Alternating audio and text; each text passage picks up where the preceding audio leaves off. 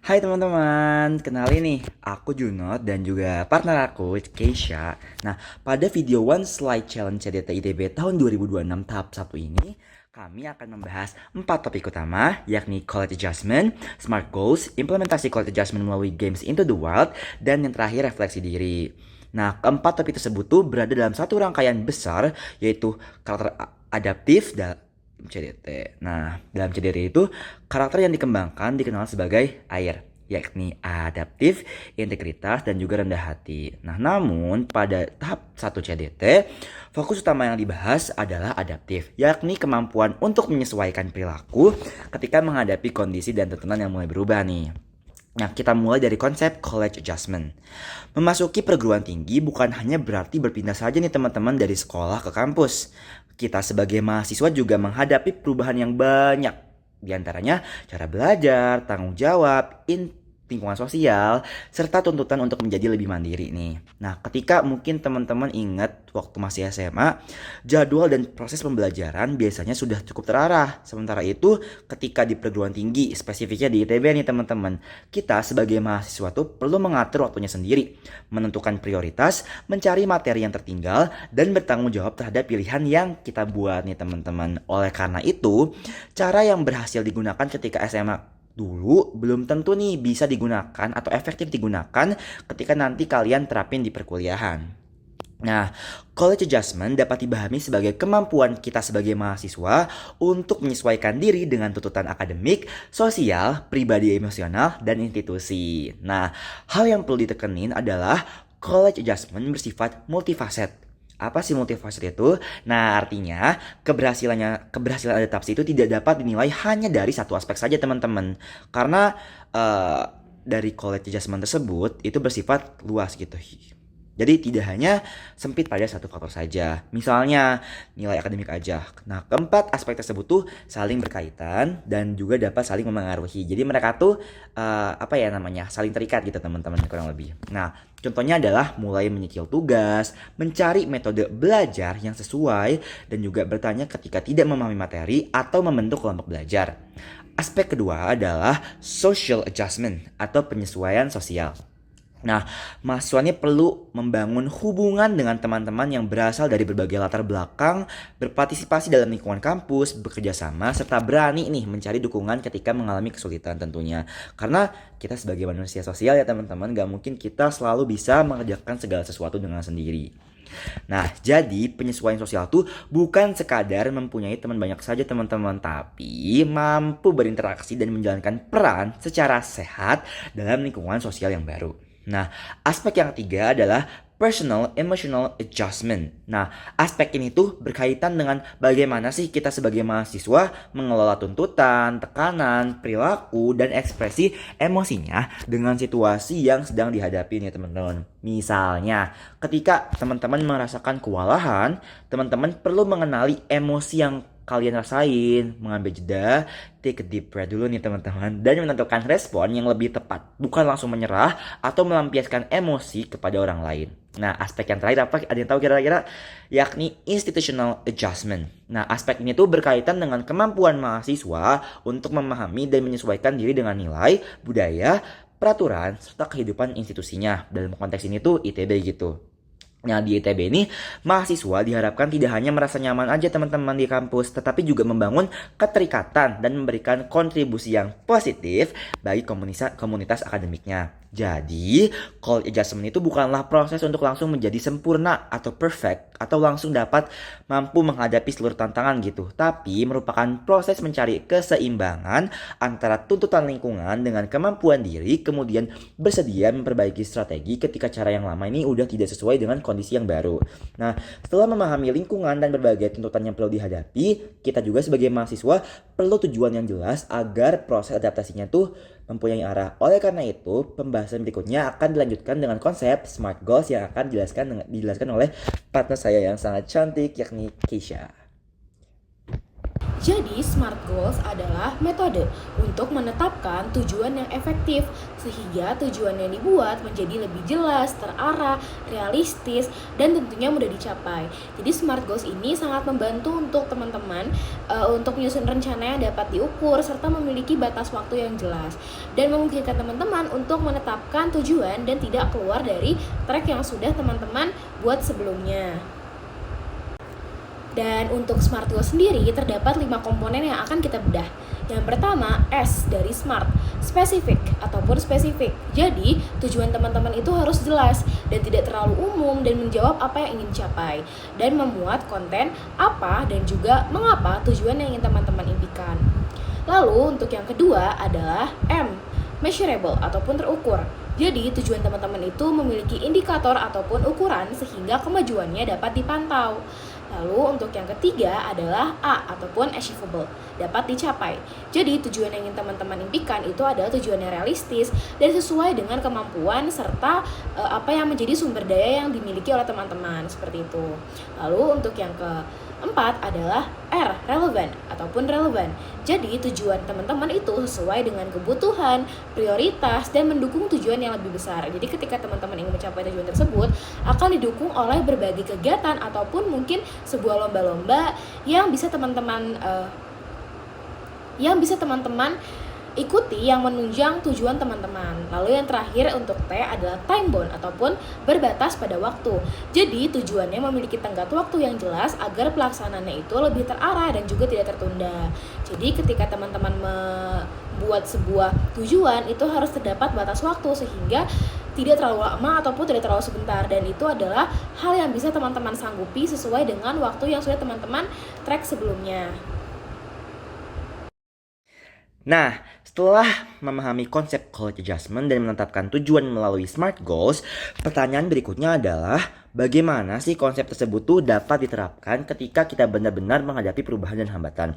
Dalam CDT tahap 1, implementasi college adjustment dilatih melalui game yang berjudul Into the Wild. Nah, game ini merupakan sebuah simulasi yang menempatkan peserta sebagai survivor dari kapal karam yang terdampar di sebuah pulau terpencil.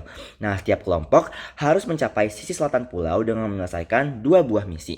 Masing-masing kelompok dibekali 90 batang emas dan sejumlah peralatan. Namun, peralatan yang dimiliki setiap kelompok beda-beda nih teman-teman. Kondisi ini dapat menggambarkan kehidupan perkuliahan. Setiap mahasiswa tentu mempunyai sumber daya, pengalaman, kemampuan, dan juga tantangan yang tidak selalu sama. Nah, pada misi 1, setiap kelompok harus memperoleh 3 anak panah untuk berburu makanan. Anak panah tersebut diperoleh dengan menjawab pertanyaan yang diberikan oleh trainer, yakni aku sama Keisha. Nah, kelompok dapat menentukan strategi, misalnya nih, mencoba menjawab pertanyaan secara langsung atau menggunakan emas untuk membeli kunci jawaban. Nah, setiap pilihan memiliki konsekuensi berupa penggunaan atau pengurangan emas, jadi kayak butterfly effect gitu teman-teman. Nah, misi pertama menggambarkan situasi yang cara penyelesaiannya relatif sudah terarah. Walaupun demikian, kelompok itu tetap membutuhkan perencanaan, pengambilan keputusan, keberanian mengambil risiko, dan konsistensi dalam menjalankan strategi. Nah, dalam kehidupan akademik, situasinya juga dapat berupa tugas yang sudah mempunyai instruksi jelas. Namun mahasiswa tetap perlu mengatur waktu, menentukan prioritas, membagi pekerjaan, dan memilih cara penyelesaian yang lebih efektif. Nah, dari sisi sosial, misi 1 menunjukkan pentingnya bersikap proaktif. Anggota kelompok perlu mengajak anggota lain berdiskusi, menyampaikan pendapat, mendengar orang lain, bekerja sama, dan mencapai kesepakatan dan mufakat. Nah, ketika seluruh anggota menunggu orang lain bertindak, kelompok dapat kehilangan waktu dan kesempatannya. Nah, oleh karena itu ya, harus proaktif untuk berdiskusi. Nah, selanjutnya pada misi 2, peserta harus mengumpulkan sejumlah peralatan untuk menghadapi binatang buas nih. Kelompok dapat memilih untuk membuat api unggun atau membuat lubang jebakan. Masing-masing pilihan membutuhkan kombinasi peralatan yang berbeda. Tantangannya menjadi lebih kompleks nih karena peserta diberikan kebebasan untuk menyusun strategi. Selain itu, jumlah emas yang mereka miliki tiba-tiba dikurangi sebesar 50%. Perubahan mendadak tersebut menjadi inti dari latihan adaptif itu sendiri. Ketika kondisi berubah, kelompok tidak dapat terus memaksakan kemauan mereka. Mereka perlu mengevaluasi kembali sumber daya yang dimiliki, menyusun ulang strategi, mencari alternatif baru, dan bertanggung jawab terhadap keputusan yang diambil. Hal yang sama juga dapat terjadi dalam perkuliahan. Jadwal dapat berubah, tugas dapat lebih sulit, daripada perkiraan, atau strategi belajar yang sebelumnya efektif ternyata tidak lagi sesuai. Dalam situasi tersebut, mahasiswa perlu bersikap fleksibel dan mencari cara baru, bukan sekadar mempertahankan strategi lama. Misi 2 juga menunjukkan bahwa sumber daya tidak hanya berasal dari diri sendiri. Ketika peralatan kelompok tidak lengkap, Peserta perlu membuka komunikasi, meminta bantuan, bernegosiasi, atau berkolaborasi dengan kelompok lain. Sikap yang terlalu individualis justru dapat menghambat proses penyelesaian masalah. Mengetahui kapan dan kepada siapa kita perlu meminta bantuan juga merupakan bagian dari proses penyesuaian sosial. Agar proses kerjasama dapat berjalan dengan sehat, peserta juga dikenalkan dengan komunikasi asertif melalui prinsip tenang. Tenang terdiri atas take a pause, perhatikan ekspresi nonverbal, nyatakan dengan jelas, gunakan kata aku dan bukan menyalahkan kamu, sampaikan dengan niat baik dan respect, serta perhatikan goalnya adalah membuat situasi menjadi lebih baik.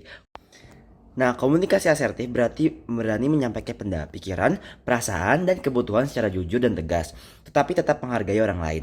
Jadi, Into the Wild bukan sekadar permainan untuk menyelesaikan dua misi. Games ini menunjukkan bahwa implementasi quality adjustment membutuhkan perencanaan, sikap proaktif, fleksibilitas, tanggung jawab, kemampuan mencari bantuan, kolaborasi, serta komunikasi asertif. Strategi yang berhasil bagi satu orang belum tentu berhasil bagi orang lain. Hal yang penting adalah terus mengevaluasi situasi dan menemukan cara yang paling sesuai dengan kebutuhan masing-masing. Setelah memahami dan mencoba menerapkan proses adaptasi, tahap berikutnya adalah melakukan refleksi diri agar kita dapat mengenali cara menghadapi masalah serta mengelola emosi dengan lebih baik. Oke, kita lanjut ke bagian selanjutnya. Bagian terakhir adalah refleksi diri. Pada sesi ini, teman-teman bisa memahami pentingnya mengelola diri dan emosi, serta bagaimana cara untuk menerapkannya dalam proses adaptasi di lingkungan kampus Institut Teknologi Bandung. Dan di sini, aku akan menjelaskan mengenai tips mengelola diri dan juga emosi. Yang pertama adalah mengidentifikasi masalah dan juga emosi. Jadi, langkah pertama adalah teman-teman harus mengenali masalah yang sedang dihadapi dan memahami emosi yang akan muncul nantinya. Misalnya teman-teman merasa cemas, merasa marah, ataupun kecewa. Lalu, yang kedua adalah fokus pada hal-hal yang dapat dikendalikan. Maksudnya adalah tidak semua situasi itu bisa kita ubah, tidak semua situasi bisa kita kendalikan. Oleh karena itu, kita perlu memusatkan nih perhatian pada hal-hal yang masih perlu kita kendalikan, seperti sikap, usaha, dan cara kita merespons. Dengan kita fokus pada hal yang dapat kita kendalikan, hal tersebut bisa kita ubah menjadi hal-hal yang positif dan mengubah hal yang negatif menjadi lebih baik. Yang ketiga adalah kelola emosi dengan respons yang tepat. Jadi, teman-teman, sebelum bertindak, beri jeda sejenak untuk berpikir, sehingga respons yang diberikan itu lebih bijaksana dan tidak menyakiti orang lain ataupun tidak didorong oleh emosi sesaat oleh teman-teman. Jadi, ketika teman-teman merasakan sedih, kecewa, dan perasaan seperti itu, kita sebaiknya berdiam sejenak, mungkin sekitar 90 detik sampai 1 menit untuk berpikir secara rasional dan menggunakan kepala dingin sehingga tidak menimbulkan pikiran-pikiran negatif yang menguasai diri kita. Lalu yang keempat adalah menggunakan journaling, self-talk, ataupun relaksasi. Di sini terdapat berbagai metode nih yang bisa teman-teman gunakan untuk mencurahkan emosi yang dimiliki.